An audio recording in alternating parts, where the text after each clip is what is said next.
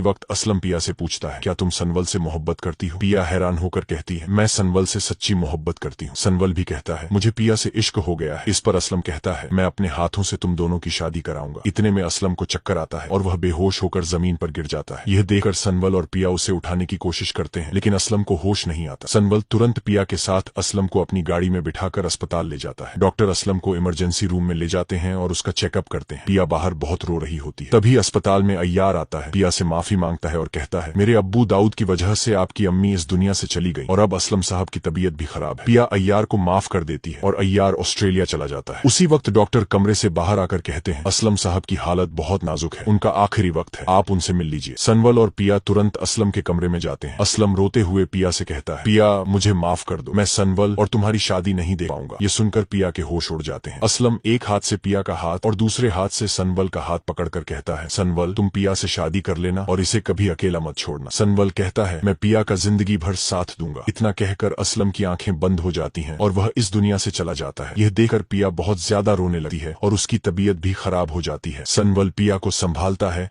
और उसे घर ले आता है। असलम की मौत के कुछ समय बाद सनवल पिया से कहता है, अब हमें असलम साहब की आखिरी ख्वाहिश पूरी करनी होगी। आज